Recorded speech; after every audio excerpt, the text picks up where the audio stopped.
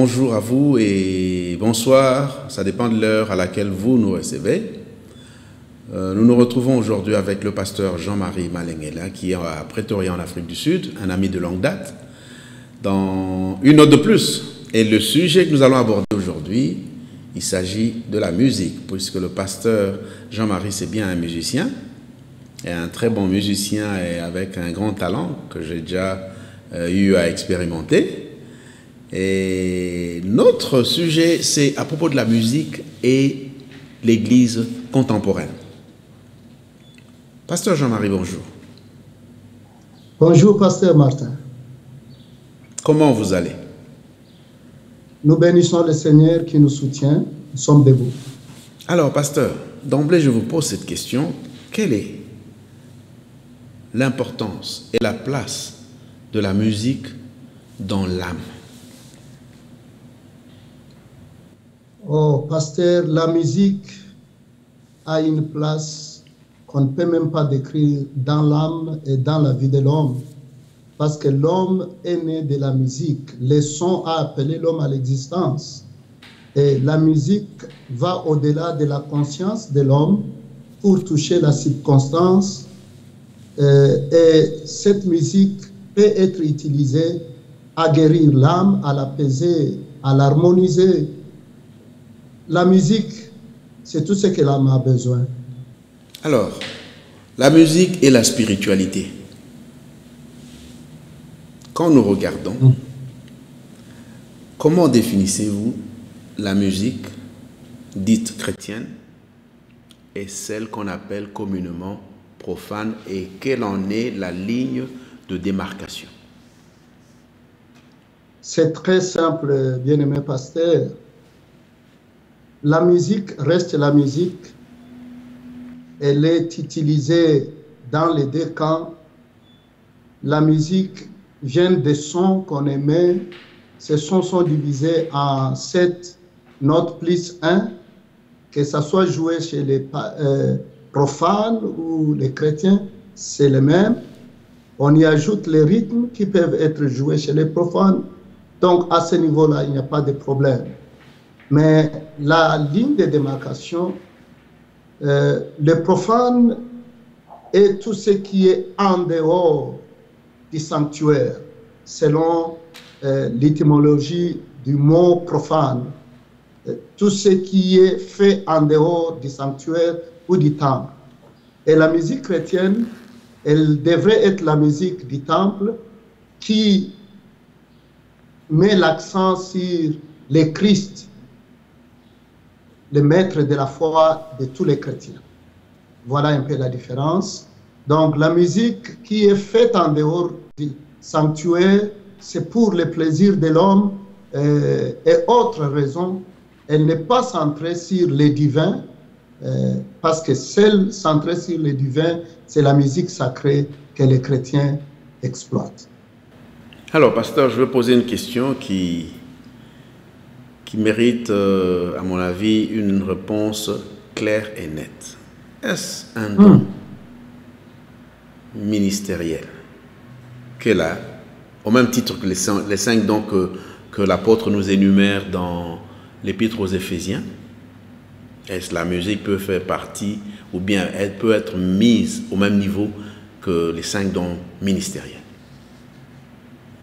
Pasteur, la musique n'a rien à voir avec les 5 dons ministériels, ni les autres dons énumérés dans les livres des Romains ou Corinthiens. La musique, c'est un talent qui émane de la génétique de l'homme, c'est-à-dire de l'environnement, de là où l'homme grandit. La musique, c'est un talent qui devrait normalement, parce que c'est le Créateur qui donne ce talent à qui il veut. La différence, c'est que le talent peut servir au plaisir, le talent mais pour les besoins du prochain.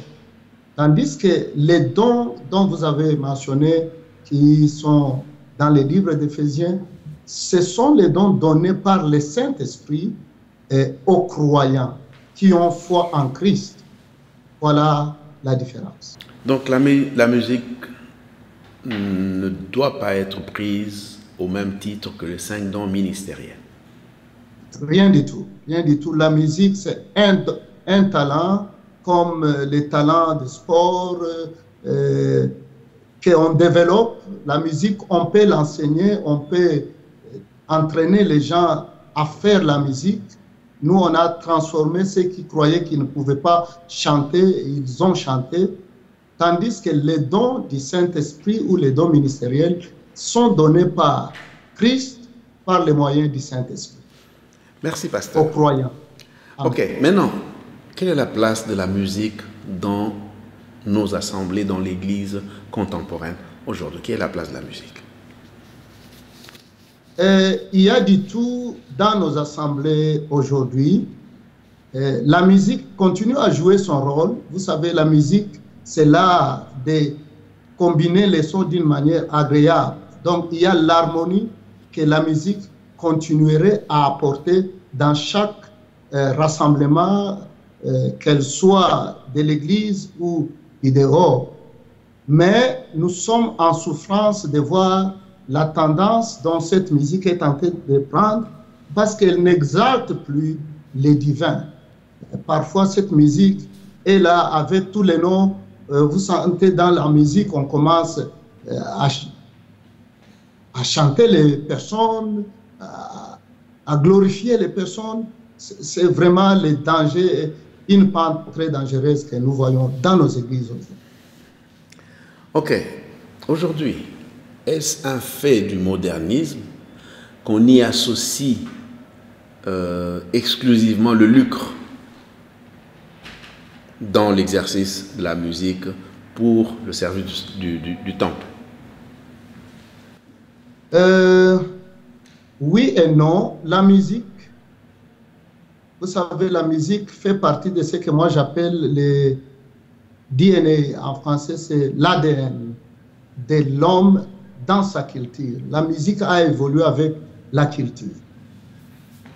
Les instruments de musique aujourd'hui viennent de ce que nous avions dans les temps, dans le passé. Toute la Bible parle de la musique avec les instruments ou sans instruments. Mais le modernisme y est pour quelque chose parce que le modernisme nous pousse à se battre. On apporte du n'importe quoi dans cette musique moderne et par-delà, on déplace même les bornes de ce qui devait être en dehors, qu'on a appelé profane. Ça dépassait les bornes, c'est entré dans les sanctuaires, c'est ça ce qui est malheureux, à cause du modernisme. Et je vais vous dire, mon pasteur, une parenthèse, David qui a voulu moderniser les services du Seigneur en apportant les chars en or pour transporter l'arche, a causé la mort. Donc chaque fois qu'on veut croire qu'on peut moderniser ce que Dieu a prescrit, on est en danger. Voilà la situation actuelle. Oui, mais je voudrais encore être très clair et précis. Qu'est-ce qui a apporté cette pensée de faire de l'exercice de ce talent, que ce soit une activité exclusivement, et je place bien les mots, exclusivement et prioritairement lucrative? Il y a beaucoup de raisons. Vous savez, parce qu'on est à la recherche de la qualité dans ce monde moderne. Les musiciens, parce qu'il a pris son talent et sa musique comme une marchandise, il faudrait la présenter dans les qualités que les consommateurs voudraient. C'est comme ça que les musiciens cherchent des studios pour améliorer la qualité, ce qui lui coûte, et ils voudraient par là aussi revendre, mais avec une pensée commerciale, c'est-à-dire vente avec bénéfice. Et ça devient règlement, exactement ce que nous dirons, on est à la poursuite du lucre. des bénéfices, des avantages. Donc, on comprend les raisons parfois, mais on ne les justifie pas parce que nous avons joué cette musique dans les temps, même sans aller dans des studios très performés, on pouvait communiquer les messages qui est contenu dans notre musique. Donc, c'est ça ce qui fait la qualité que les musiciens cherchent. Ils doivent dépenser pour cette qualité-là. Mais là où ça va un peu, c'est quand les musiciens doivent chercher des grandes salles pour faire du show. Là, ça n'a rien à voir avec les sanctuaires ni l'adoration. Là, c'est vraiment, on est à l'arrache. Végétarisme, c'est autre chose. Modernisme, bien sûr, comme vous avez dit. Merci, pasteur. Et qu'est-ce que vous pensez de cette aspiration au végétariat? Les gens se présentent comme des stars, entre guillemets. Cette influence-là, qu'est-ce que vous pensez? D'où est-ce qu'elle vient?